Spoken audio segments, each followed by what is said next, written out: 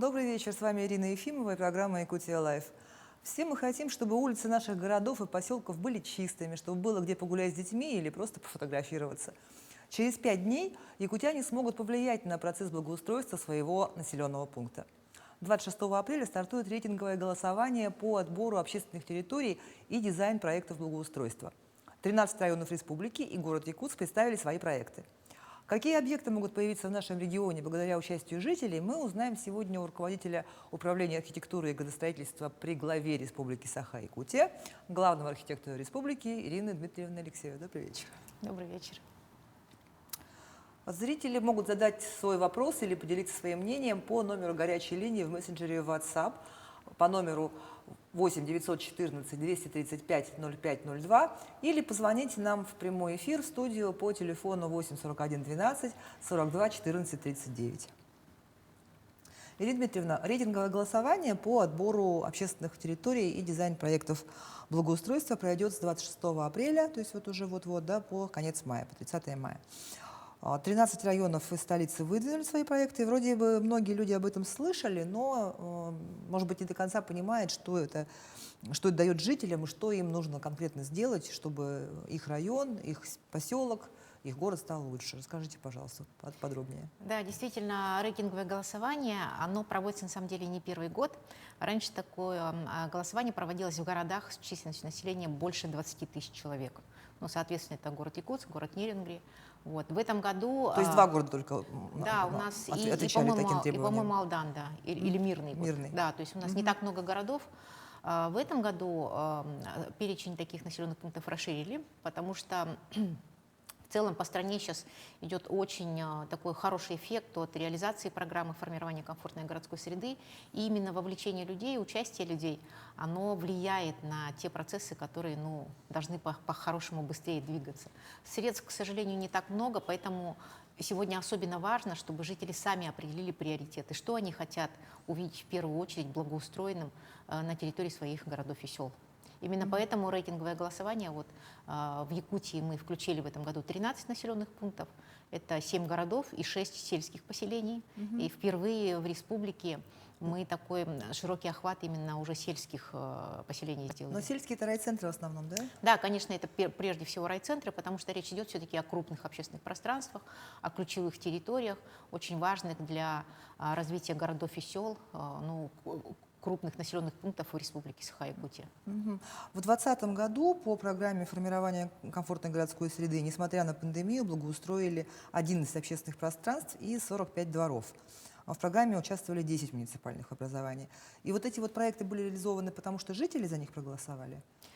Не потому, что жители за них проголосовали. Вот еще раз, рейтинговое голосование — это как бы немножечко отдельная вещь для того, чтобы все-таки понимать, какие объекты в первую очередь нужно реализовывать через те финансовые источники, которые поступают к нам из федерального бюджета.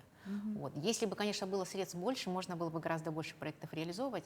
Но в 2020 году у нас проекты как раз больше именно все равно инициатива жителей. Это в любом случае инициируют сами жители, администрации городов и сел. Но попасть в программу, например, можно только если эта инициатива поддержана властями и если разработаны, например, эскизные проекты, то, что мы сегодня выносим на голосование, и, конечно же, проектно-сметная документация. Пока понимание идет довольно-таки не такими темпами, какими хотелось бы, но уже сегодня мы видим, что огромное количество людей хотят участвовать, хотят инициировать такие проекты. И здесь приходится выбирать. Поэтому сегодня есть такая возможность повлиять все-таки на развитие городов и сел. И в критерии, например, отбора территорий, включения в программу формирования комфортной городской среды с финансированием, начиная с 2022 года, пройдет в зависимости от того, сколько людей и каким образом подтвердят именно готовность муниципалитетов, готовность самих жителей реализовывать такие проекты. То есть в одном муниципалитете, допустим, один объект, а выбирается он по принципу, что нужнее жителям? Ну, здесь по-разному. То есть некоторые города, например, выделили по нескольку территорий. В основном даже многие населенные пункты из 13 предложили несколько территорий к рассмотрению. Например, город Якутск 2 проекта, Нюрба 2 проекта, некоторые по 3 проекта, а некоторые города по 1 проекту, но несколько вариантов, например, проектных решений. Вот давайте про Якутск подробнее. Там, значит, 2 проекта было представлено. Это Парк Победы и набережное озеро Сайсары. То есть нужно выбрать что-то одно или оба будут построены объекты? Все-таки Парк Победы... Ну, это... рано или поздно, конечно, будут построены оба объекта, но вот для того, чтобы получить финансирование в 2022 году именно городу Якутску, конечно, очень важно, чтобы жители поставили приоритет, что сейчас важнее, какое количество людей больше поддержит проект тот или иной. И именно тому проекту будут уже в первую очередь выделяться средства. То есть это немножечко ранжирование, что нужно сегодня финансировать в первую очередь. Набережное озеро Сайсары или все-таки Парк Победы. Здесь зависит только от желания самих людей. То есть действительно люди могут решить, что им, какое количество людей поддержит тот или иной проект. И, конечно же, финансироваться будет тот проект, за который люди больше проголосуют. Ага, то есть второй будет отодвинут Да, на второй какое-то будет просто время. чуть позже. Понятно, что и город будет там, и внебюджетные источники, и из бюджетов муниципального образования. Но, как я уже сказала, денег, к сожалению, не так много. Вот, а федеральное финансирование у нас в размере где-то 276 миллионов из федерального бюджета ежегодно поступает. Вот как раз распределение этих средств плюс софинансирование из республиканского бюджета мы как раз и предполагаем именно по итогам рейтингового голосования. А какие проекты представлены в Алданском и в Нерюнгренском районах?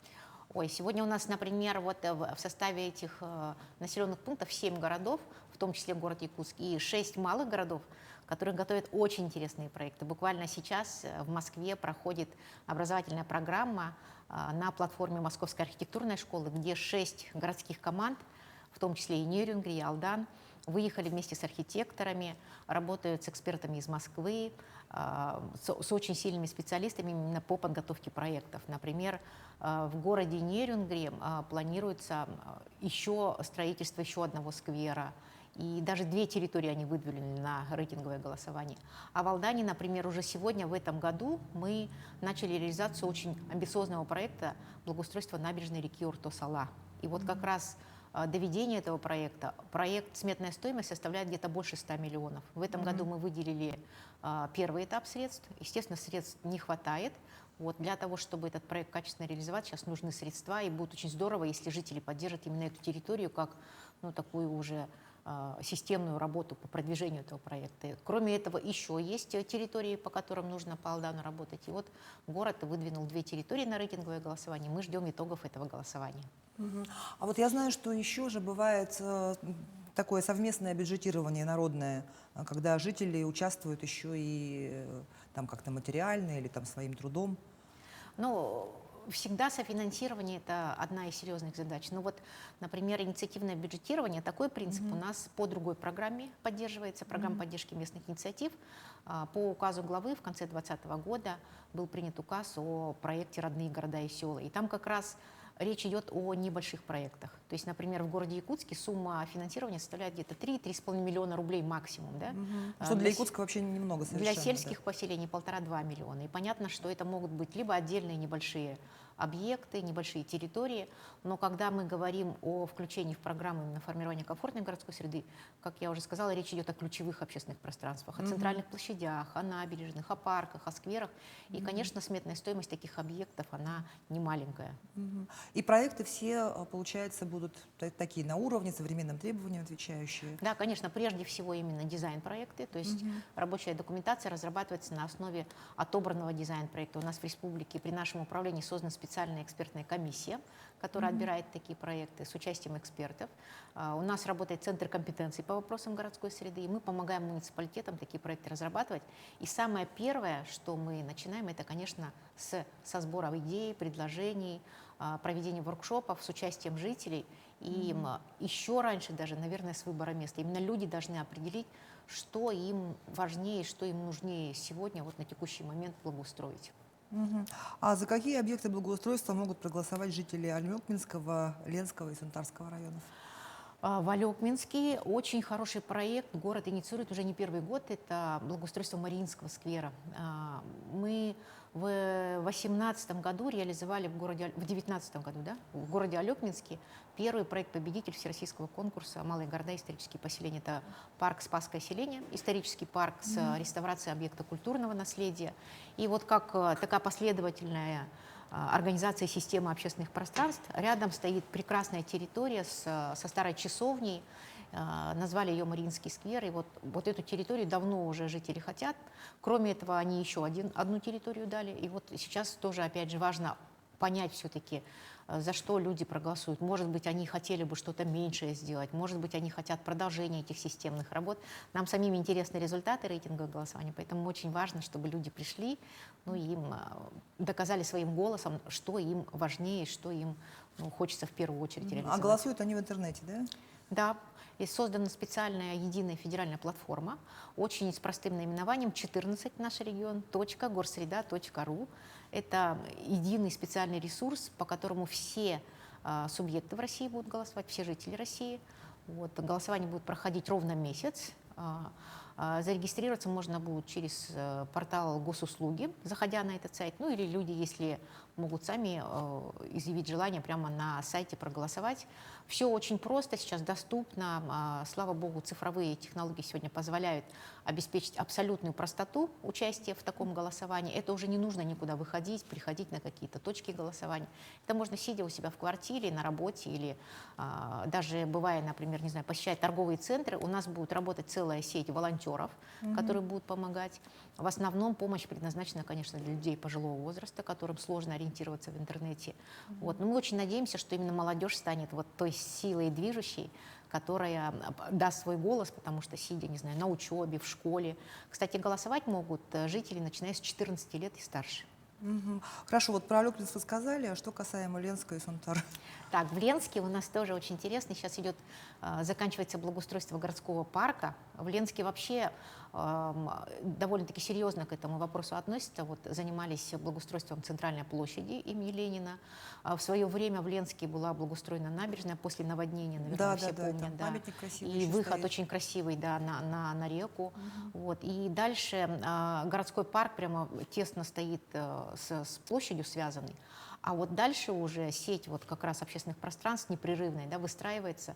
Они планируют сделать такой пешеходный бульвар имени Платона Алексеевича Аюнского. Вот. И очень тоже активно сейчас город весь, вся городская команда работает в Москве, у них есть архитекторы, у них есть кураторы от нашего центра компетенций. Вот вместе с московскими коллегами по всем городам мы разрабатываем такие проекты. А как имя Аюнского связано с Ленском? Ну вот, видимо, все-таки были какие-то у них исторические, какие-то аспекты, когда они именно это имя присвоили бульвару. То есть они хотят сделать пешеходный бульвар, и прежде всего, конечно, это участие малого и среднего бизнеса. То есть вдоль бульвара понятно, что, наверное, должны быть точки экономической эффективности, где можно развивать малый бизнес, вот, и вместе с участием предпринимателей, с участием жителей можно развивать территории городские. И Сунтары? Ой, в Сунтарах это вообще очень интересно тоже. Работа идет. В прошлом году мы проводили конкурс, назывался он «Живые пространства», для того, чтобы инициировать разработку проектов в сельских поселениях. Вот в этом конкурсе у нас как раз принимали участие село Майя, которое участвует в этом году в рейтинговом голосовании, село Намцы, село Чурапча, село Сунтары, вот, и поселок Айхал. Вот 6 населенных пунктов, которые в рейтинговом голосовании в этом году участвуют.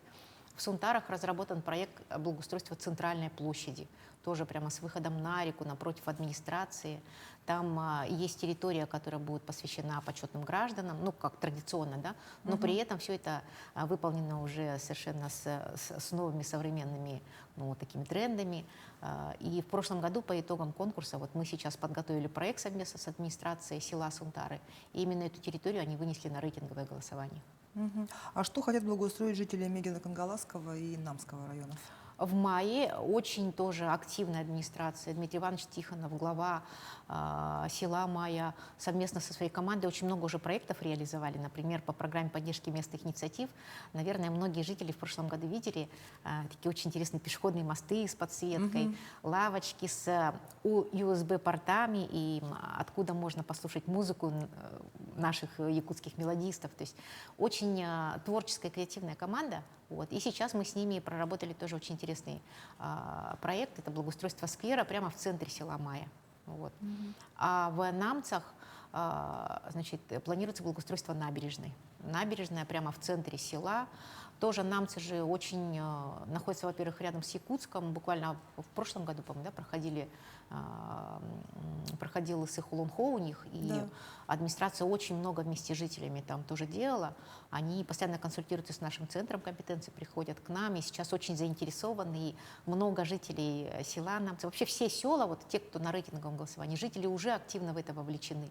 И нам хочется увидеть не просто вот тот как бы состав людей, которые вовлечены в эти проекты, да, это все равно мало. Это там 10, 50, 100, может, там 300 людей. А проживает в этих населенных пунктах, конечно, гораздо больше. Поэтому сейчас именно рейтинговое голосование должно показать заинтересованность людей, насколько они хотят такие проекты, насколько они поддерживают их. Нет, вот я поняла, что если представлено два проекта, то выберут в первую очередь тот, за кого проголосуют. А если один проект, его же все равно сделают? Если один проект, смотрите, там тоже есть интересный момент, потому что всегда проекты — это пожелания людей. То есть сами люди должны определять функционал этой территории. Например, когда разрабатывается проект, разрабатывается несколько вариантов. И люди могут выбрать, какой же вариант более предпочтительный для них. Например, больше они предпочитают зону отдыха тихую или, например, активити-зону, может быть, с какой-то детской шумной площадкой, со спортивной площадкой. Поэтому хочется обратиться к жителям, чтобы они внимательнее смотрели эти проекты и прямо вот веские свои замечания высказывали в адрес этих проектов, конструктивные, со своими пожеланиями. И какой проект им покажется ближе, ну, по их пониманию, по их ощущениям, тот проект и будет реализован. То есть, например, если есть несколько вариантов проекта, то, соответственно, проект будет реализован тот, который больше будет отобран самими жителями. Ага, ну вот как в Чурапче два проекта, по-моему, если я не В ошибаюсь. Чурапче два проекта, да. Какие? В Чурапче центральная площадь. Вот основной проект, который тоже готовит сейчас администрация села Чурапча. И второй, я вот не могу сейчас пока вспомнить, у нас вообще Сквер перечень, Победы. Сквер Победы, да, перечень проектов, они опубликованы на всех официальных сайтах, во всех соцсетях сегодня, во всех населенных пунктах сейчас идет активная информационная работа, поэтому жители всегда могут эту информацию найти в открытом доступе. Вот, и, ну, из двух проектов выбрать тот, который им более предпочтительный. Например, Сквер Победы, да. Вообще по таким территориям очень много всегда инициатив, конечно, от жителей, ну, более преклонного возраста. В прошлом году в рамках 75-летия Победы очень много было инициатив именно вот по таким территориям. Но вот когда речь идет о центральных площадях, здесь, конечно, немножечко другой подход, кто больше, ну, хотел бы. Но с другой стороны, смотрите, тоже всегда очень предпочтительно. Например, чтобы разработать площадь, да, конечно, нужно гораздо больше средств. Может быть, Чем на сквер. да, может быть, стоит выбрать сегодня более меньшую территорию, но реально, которую мы сможем, ну, за 1 год, может быть, вот за те средства, которые мы сегодня сможем выделить. Площадь будет только один Да, этап. Первый, реализовать, да. А например. если крупный проект, то это пойдет поэтапно. Поэтапно. Поэтому именно жители должны, ну, сами вот этот приоритет дать, посмотреть внимательно проекты, изучить их. Для этого целый месяц. Поэтому время есть для того, чтобы ознакомиться с этими проектами, понять, быть проинформированным и отобрать именно вот то предпочтение, которое людям важнее. А в Хангаласском районе что? В городе Там в Покровске, Покровске, да, речь о Покровске, очень да? прямо жители довольны вот той работой, которую мы провели. Мы же проект-победитель конкурса «Малые города. Исторические поселения» набережную благоустроили. В этом году еще будем доводить эти работы. Там еще осталось довольно-таки большой ряд работ именно по домощению площади центральной.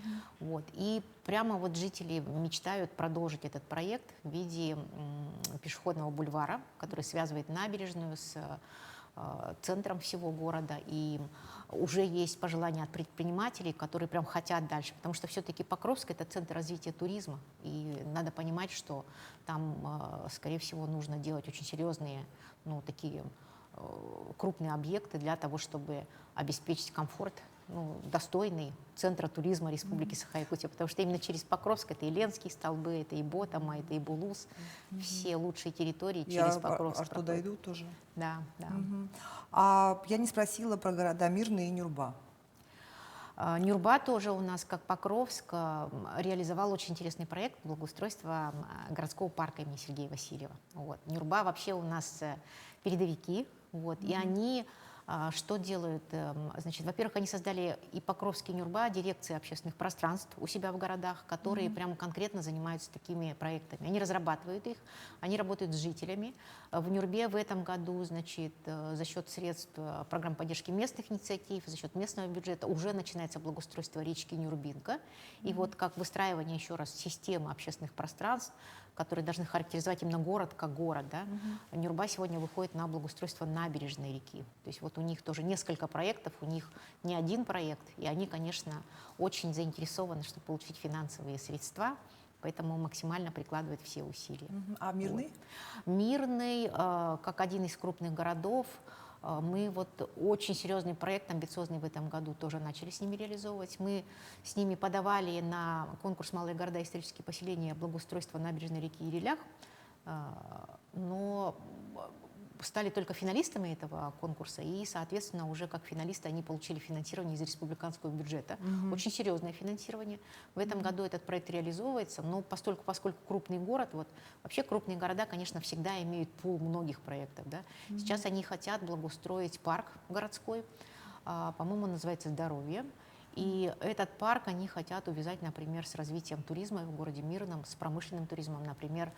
Очень много людей ездит смотреть карьер, Трубка Мир, да, Трубка Мира, и этот карьер, как раз этот парк находится прямо рядом с карьером. То есть при обустройстве должном. Можно связать в один комплекс, да? И это будет очень здорово, и люди, которые и живут в городе Мирном, получат хорошую благоустроенную территорию. И, конечно же, это будет точка привлечения для туристов из России и из-за рубежа, для того, чтобы приехать в Мирный. И, конечно, это влияние на экономику прежде всего. А вот интересно, с какого возраста можно голосовать? Голосовать могут действительно и дети уже с 14 лет. Все, кто имеет паспорт и прописку, они могут голосовать в этом рейтинговом голосовании. Ага, и для регистрации нужно, получается, либо госуслуги, либо паспорт тогда, да? Там Нет, уже. имеется в виду, просто от 14 лет ничего не надо, нужно иметь регистрацию на портале госуслуги, все, и, соответственно, вы можете проголосовать. Но если там ребенок напишет, что ему есть 14. Ну, вот, чтобы зарегистрироваться на портале госуслуги, там же все равно все данные свои. Паспорт требует. И в том числе паспортные данные, да, там место проживания, то есть все данные все равно на госуслугах.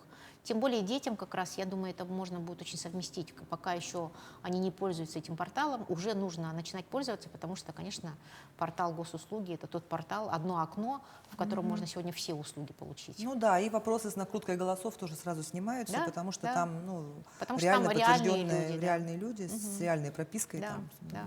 и так далее. А если человек, например, родом из Мирного, но живет там в другом месте, например, в Москве вообще, и хочет проголосовать, что в родном городе появился парк, вот он может отдать Ну вот очень свой хороший голос вопрос, за тот да. населенный Здесь- пункт, где он не живет? Здесь как раз портал позволяет очень четко увидеть. Могут проголосовать иногда даже, к сожалению, только люди с пропиской. Например, у нас сегодня уже из Сунтаров, из Нюрбы люди звонят, и люди же патриоты, живя в Якутске, например, они хотели бы за Сунтара проголосовать. Да. Но как раз речь идет о том, что голосовать имеют право только люди с пропиской в определенном населенном пункте.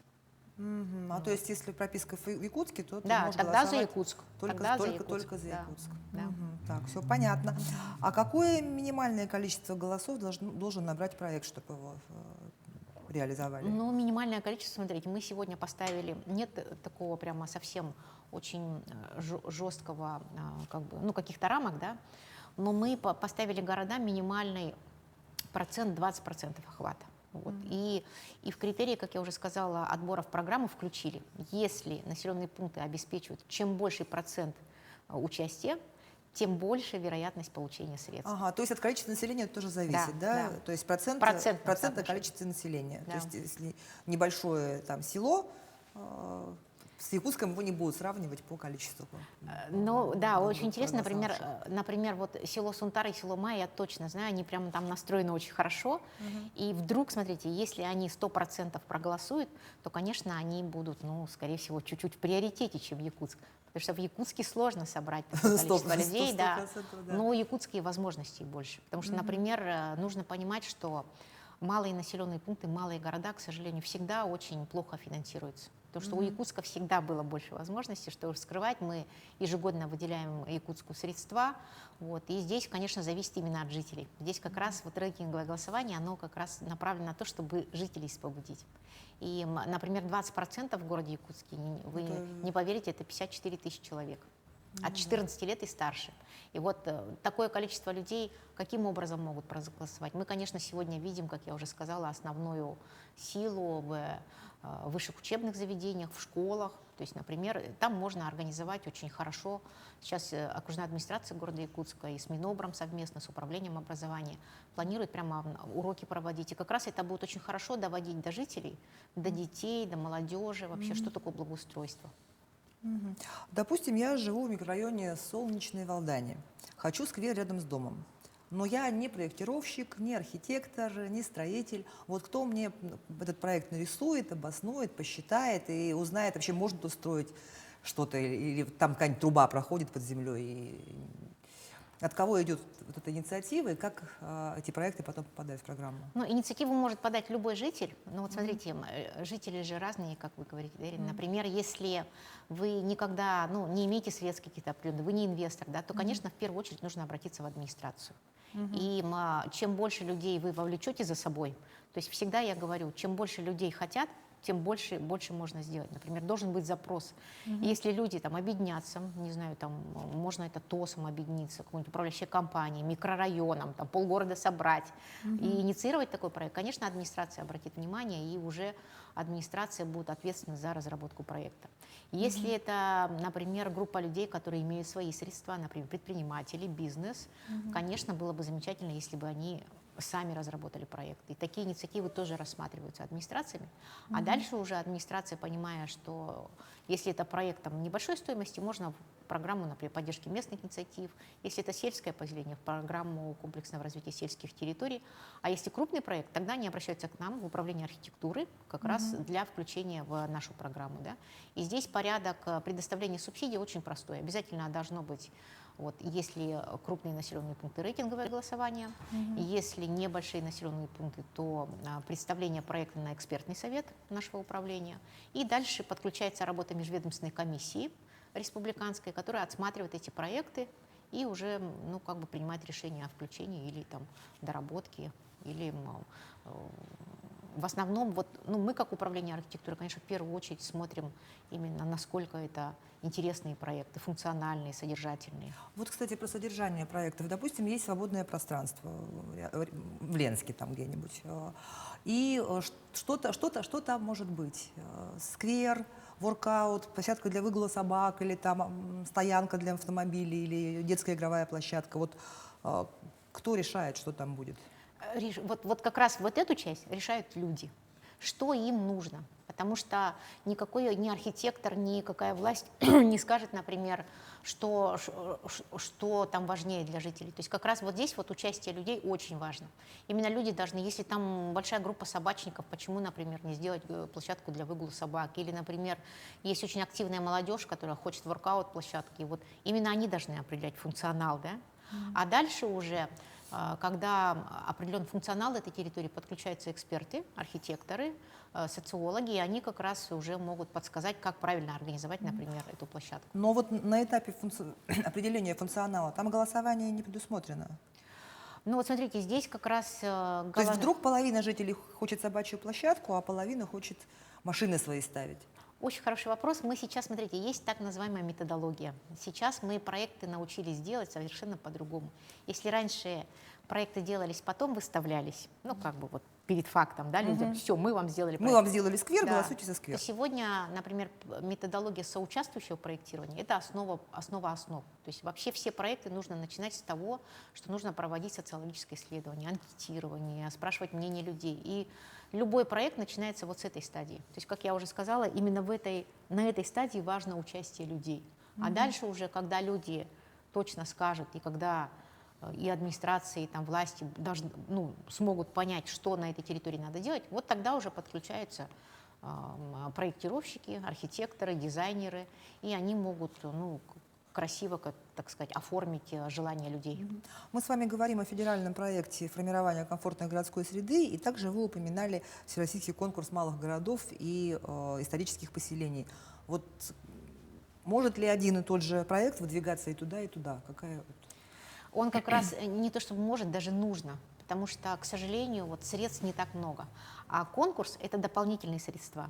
То есть города, которые имеют возможность участвовать в этом конкурсе, это малые города и исторические поселения, они при должной проработке проекта могут получить дополнительные средства, кроме тех средств, которые каждому субъекту выделяются из федерального бюджета. То есть дополнительно? Это дополнительные средства, да. Поэтому такое участие только приветствуется, и мы не то что приветствуем, мы даже помогаем прорабатывать такие проекты. То есть вот те 6 городов, которые участвуют в рейтинговом голосовании, сейчас прямо готовят проекты. До 1 июня мы должны подать на конкурс 6 проектов по нашим городам. Это вот конкурс малых городов? Конкурс малых городов. Это Алдан, Ленск, Мирный, Покровск и Нюрба? Да. И Алекминск еще? Да. 6 городов, которые участвуют в рейтинговом голосовании, плюс 7-й — это город Якутск. Да? Они, все малые города, участвуют в этом конкурсе. Ну а почему нет? Не все же получается. Есть Верхоянск, например. Верхоянск в этом году не участвует в рейтинговом голосовании. Верхоянск у нас получил уже финансирование. Они же стали победителями. И вот мы сегодня реализовываем проект. Они получили 45 миллионов из федеральных средств за счет победы в конкурсе «Малые города». И именно поэтому в Верхоянске сегодня благоустраивается сквер прямо в центре города, а население там всего 1500 человек. И вот смотрите, 45 миллионов. Какая возможность, да, малым городам получить серьезные деньги. Или город Среднеколымск, например, получил в прошлом году 50 миллионов средств. И мы сейчас занимаемся благоустройством центральной площади в городе Среднеколымске. Население города составляет около 3500 человек. Это небольшие города, которые и в рейтинговом голосовании-то не смогли бы участвовать. Я знаю, что вы тесно сотрудничаете с архитектурной школой «Марш». И вот руководитель исследовательских программ «Марш Лаб» Михаил Шатров отметил, что лучшие проекты на этот конкурс всероссийский представляют те города, где активны главы поселений. Вот какие районы Якутии проявляют наибольшую и наименьшую активность голосования? С чем это связано? Ну, я хочу, например, привести пример, наверное, главы села Бердигистях и Горного Улуса. Почему вообще село Бердигистях стало первым селом с проектом дизайн-кода, с именно тем селом, в котором мы реализовали в первом сельском поселении в Якутии, да, большое общественное пространство? Только потому что очень активные главы. Вот Марк Сидорович Парфенов, как только образовалось наше управление, первым пришел к нам, ну, еще и Юрий Никитич Слепцов, это глава Намского района. То есть вот когда главы, они сами понимают, что это нужно делать, и проявляют инициативу, это всегда очень приветствуется. И они могут и организовать команду, у них всегда за ними люди, которые действительно хотят что-то менять в этой жизни. И вот как только такая команда формируется, команда изменений, успех обречен. Это можно город Нюрбу выделить, когда мы, например, город Покровск, Петр Павлович Гермогенов, Александр Игнатьевич Иванов, просто как люди, у которых загорелись глаза, и они захотели в своих городах сделать что-то. И вот они стали победителями. То есть муниципалитеты — это такие точки роста, да? Да. Такие вот... Очень важно именно от главы, потому что, например, когда мы приезжали впервые в города, да, и проводили наши воркшопы, чтобы там соучастие людей, сначала главы не понимали. Но когда мы их, например, первый раз вывезли на практикум в Татарстан, и когда они увидели, что, оказывается, и маленькие сельские поселения тоже могут, и малые города, что-то интересное делать, у них настолько загорелись глаза, что сейчас, например, когда мы приезжаем в эти города, главы лично сами собирают команды, главы лично участвуют в таких мероприятиях вместе с жителями. И вот там точно успех получается. Но не все главы, к сожалению, понимают очень важность личного участия. И главы же это как раз лидеры, они ведут за собой людей. И если глава лично заинтересован, то всегда это сказывается на подготовке проектов и потом на их реализации. Ну, смотрите, в 2019 году за проекты благоустройства проголосовали более 17 тысяч жителей, а в 2020 году свыше 12 тысяч. То есть вроде бы в пандемии все дома сидели, но тем не менее голосующих стало меньше. Вот на какую активность вы рассчитываете в этом году? Ну, в этом году мы, конечно, рассчитываем именно онлайн, потому что раньше, смотрите, все-таки голосования первые рейтинговые проходили физически, то есть нужно было выйти где-то там заполнить бланк. А сейчас все очень просто. Сейчас онлайн-форматы позволяют, как я уже сказала, голосовать сидя дома. Поэтому цифру нам поставили очень серьезную. Вообще в целом по республике мы должны обеспечить 80 тысяч людей, проголосовавших в рейтинговом голосовании. Поэтому эти 13 населенных пунктов, как я уже сказала, это минимальные цифры вот где-то по 20% населения. Понятно. Вот еще мне очень интересно, меняется ли культура поведения вообще вот людей после появления объектов благоустройства? Может, они там перестают мусорить, Это на однозначно. скамейки перестают залезать с ногами? Это однозначно так, но всегда есть процент людей, которые к этому относятся не очень хорошо. Например, вот все помнят пример, когда павильон построили в Нюрбе, его тут же разбили, да? Но Или и карася есть, несчастного, которого воровали да, миллион раз в теория Якутске. разбитых окон. Самое главное — наладить управление и содержание этими территориями. И если происходят такие моменты, а моменты вандализма, они есть, были и будут, скорее всего, их нужно тут же искоренять. А в целом все равно культура людей очень растет. Вот молодежь меняется прямо на глазах. Люди совершенно по-другому начинают относиться к таким территориям. Они и больше убирают, и меньше сорят, и просто начинают как-то по-другому ощущать себя в пространстве, в среде. И это здорово видно и заметно. Ну что ж, я хочу напомнить зрителям, что рейтинговое голосование по отбору общественных территорий и дизайн-проектов благоустройства пройдет с 26 апреля по 30 мая. 13 районов Республики Якутск представили свои проекты. Отдав свой голос, вы можете улучшить жизнь вашей семьи, соседей и жителей целого района или города. О проектах благоустройства нам сегодня рассказал руководитель управления архитектуры и градостроительства при главе Республики Саха-Якутия, главный архитектор республики Ирина Дмитриевна Алексеева. Спасибо. Спасибо. Это была программа «Якутия Лайф» и я, Ирина Ефимова. Смотрите нас по будням в 7:15. Расскажем, чем живет Якутия.